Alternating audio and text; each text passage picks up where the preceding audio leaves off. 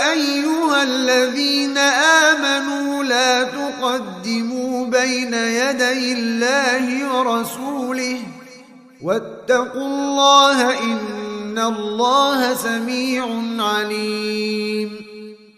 Maka sambutlah Ramadan dengan kegembiraan. Sambutlah Ramadan dengan penuh harapan. Semoga Allah di bulan Ramadan ini saya bisa mendapatkan ampunan Allah Subhanahu wa taala. Lalu apa yang harus kita persiapkan Pak sebelum Ramadan ini, saudaraku seiman? Persiapan yang terbesar, persiapan yang agung ya akhi, yaitu memperbaiki diri kita dan hati kita. Salafus saleh terdahulu berkata, tuba liman aslaha nafsahu qabla Ramadan.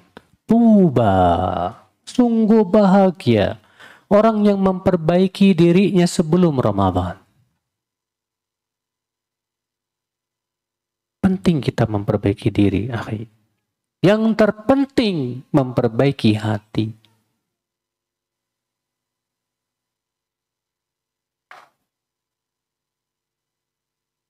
Rasulullah SAW ketika hendak dinaikkan dimi'rajkan untuk bertemu dengan Allah, dibelek dulu dadanya. Apa hikmahnya? Karena mau bertemu dengan Allah membutuhkan kebeningan hati, akhi. Sama halnya kita dengan mau bermunajat dengan Allah, sangat membutuhkan kebersihan hati. Ketika kita tidak membersihkan hati kita, tidak memperbaiki hati kita kotor. Kotor dengan syahwat, kotor dengan hawa nafsu, ya. Dan itu pengaruhnya kepada puasa. Jelek, Pak. Jelek. Makanya kalau kita masuk ke Ramadan dalam keadaan hati kita masih banyak kotorannya, ya, ibadahnya jadi rusak. Antum lihat banyak orang yang ketika berpuasa Ramadan ternyata lebih banyak melakukan yang sia-sia. Mengkhatam Quran tidak. Kenapa bisa seperti itu? Tadi karena hatinya masih kotor dengan syahwat. Kerjaannya ngitung-ngitung tanggal aja. Lebaran 20 poe deui. Geus teu sabar ya. Pengen buru-buru lebaran.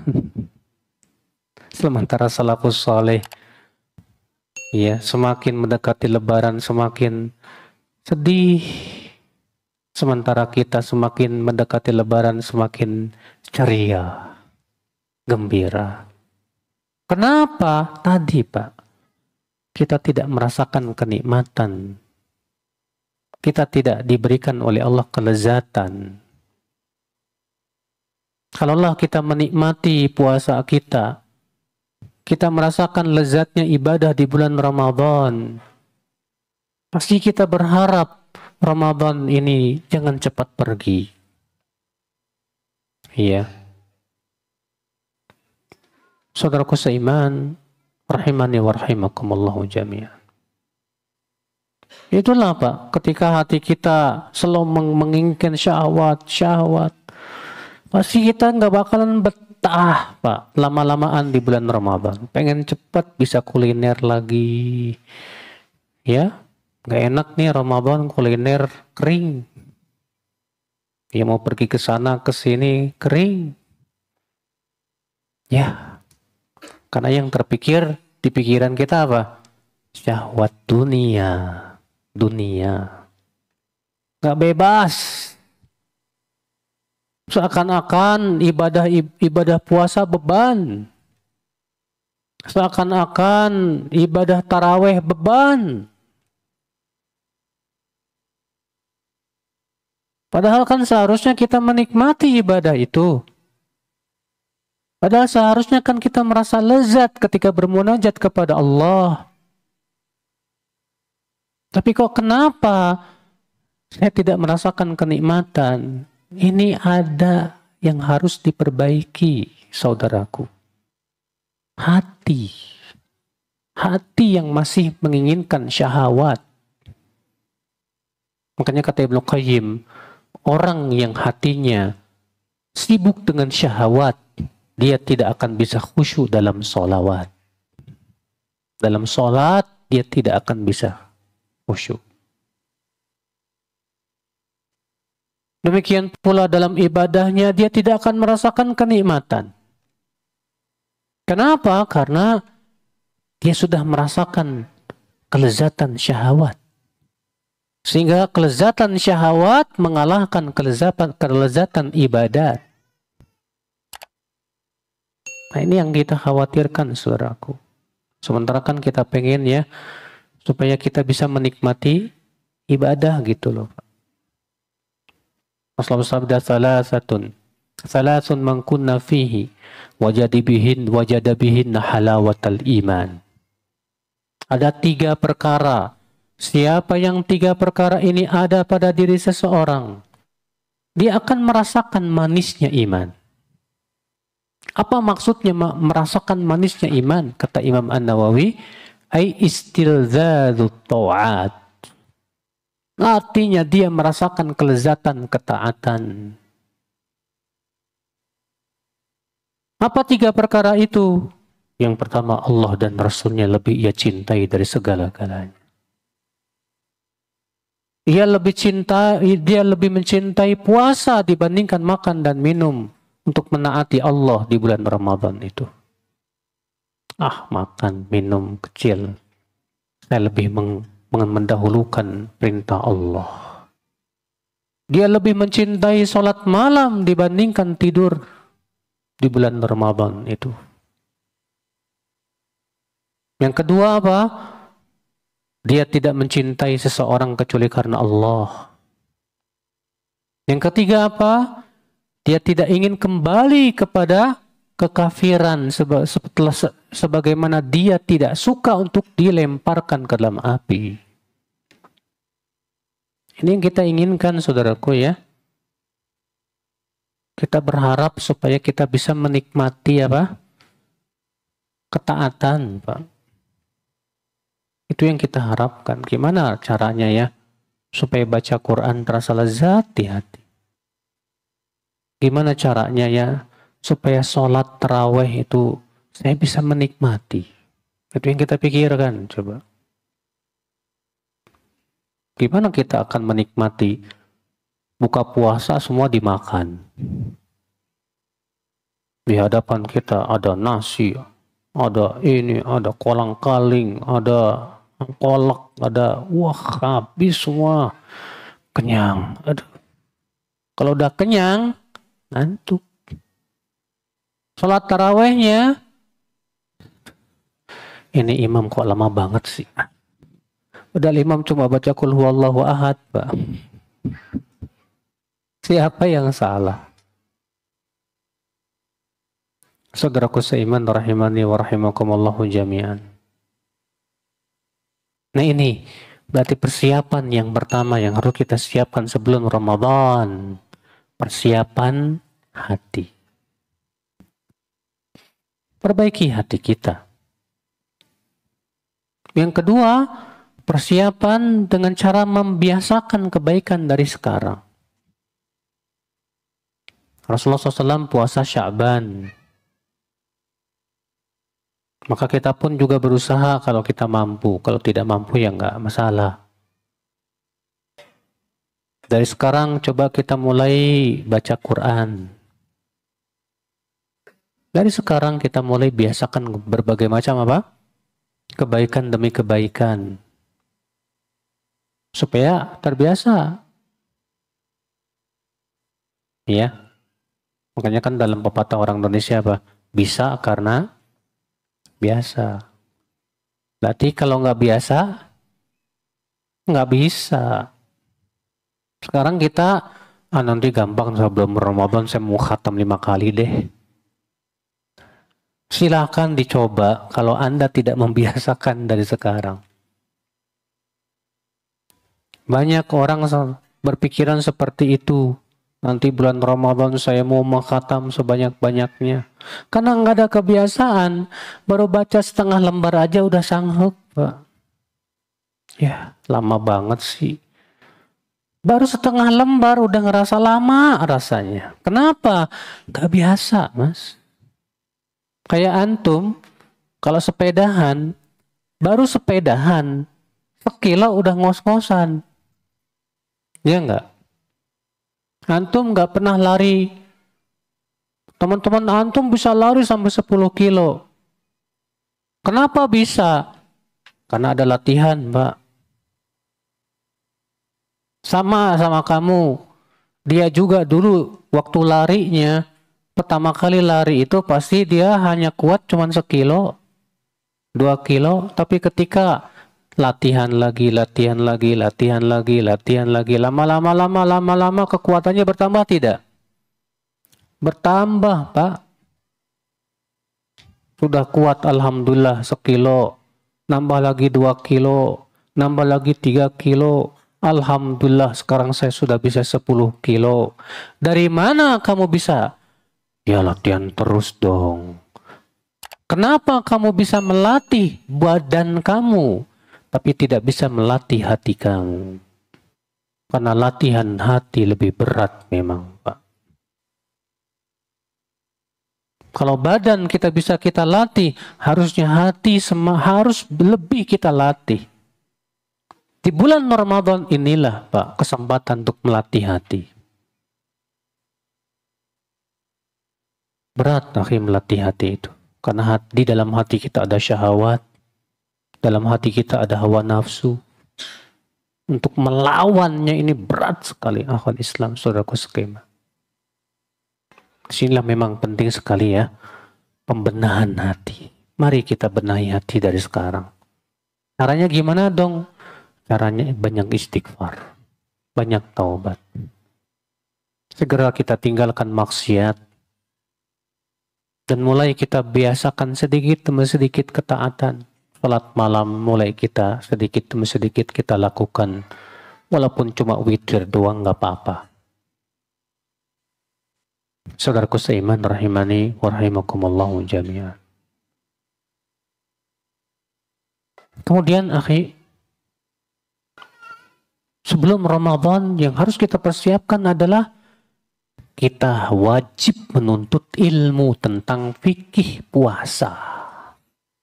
Wajib menuntut ilmu tentang apa? Fikih puasa dan adab-adabnya. Al-Imam Al-Bukhari membawakan sebuah bab dalam sahihnya apa? Bab al-ilmu qabla al-qawli wal-amal. Bab berilmu dulu sebelum berkata dan berbuat. Penting kita belajar apa itu puasa, apa rukunnya, apa syaratnya.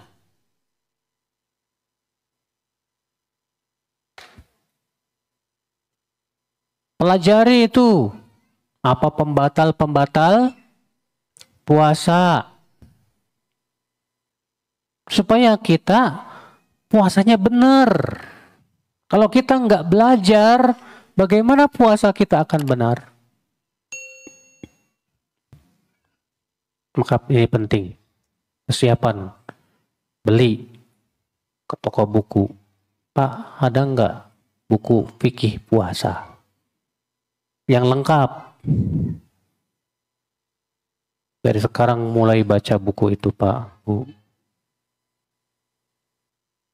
Punya nggak buku fikih puasa? Nggak punya. Waduh, sayang sekali. Beli. Antum punya duit ngapain?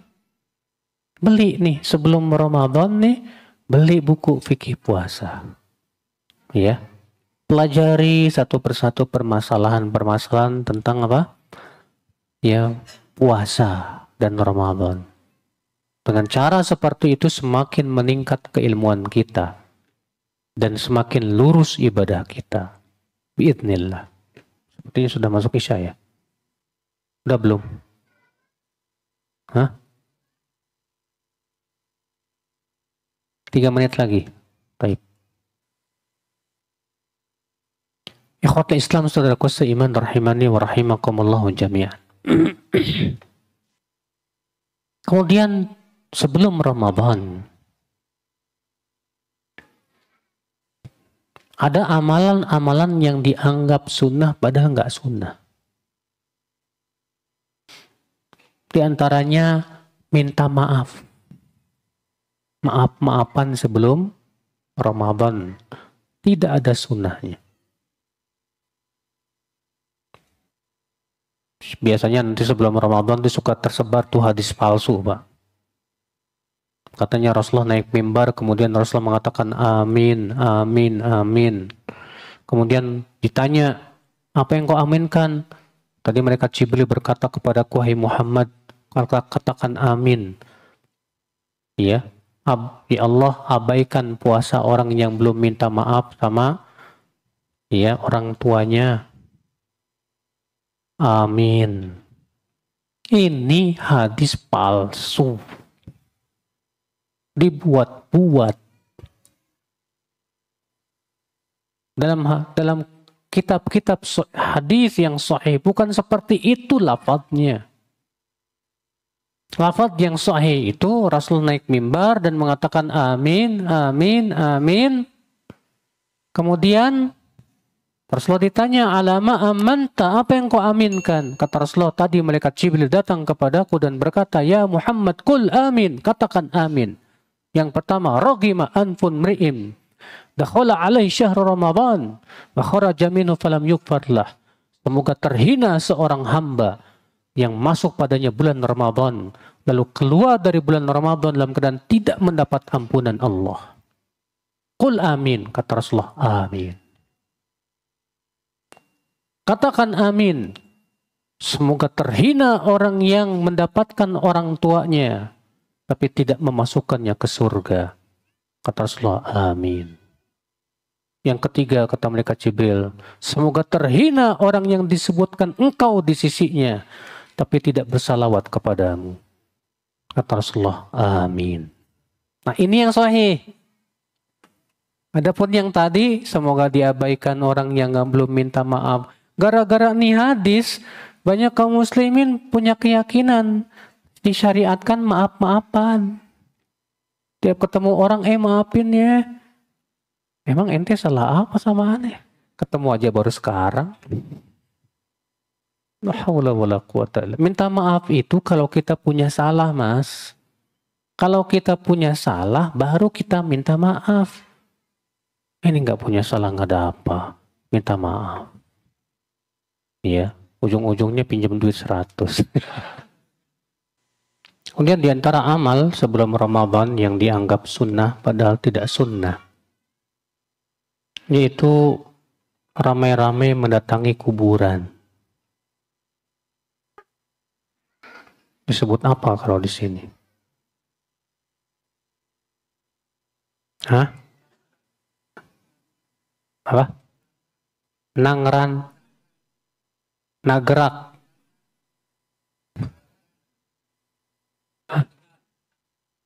Nah, nagrag.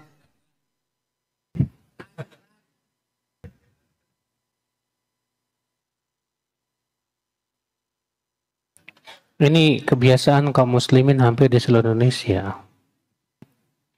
Sebelum Ramadan, mereka ramai-ramai datang ke mana? Ke kuburan. Setelah Idul Fitr, datang lagi ke kuburan. Ini perbuatan yang justru dilarang oleh Rasulullah SAW. Rasulullah sabda, la taj'alu qabri 'ida. Jangan kamu jadikan kuburanku sebagai id. Kata para ulama, makna id artinya sesuatu yang berulang. Baik seminggu sekali, atau sebulan sekali, atau setahun sekali, dan berkumpul di sana. Makanya Idul Fitr berulang setiap tanggal 1 Syawal dan berkumpul. Id al-Adha berulang di setiap tanggal 10 Dzulhijjah dan berkumpul di sana.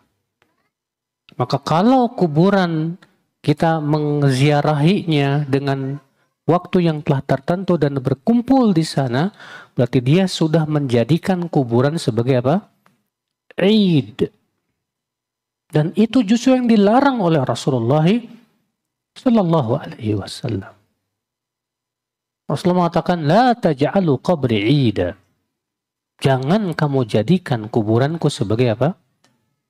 Id. Iya. Sebagian lagi ada orang yang membiasakan, ayo sebelum Ramadan kapan kita kumpul-kumpul dulu. Kita katakan, akhi, emang ada sunahnya di Rasulullah SAW kalau sebelum Ramadan kita disunahkan kumpul-kumpul dulu? Enggak sih, cuma pengen kumpul aja.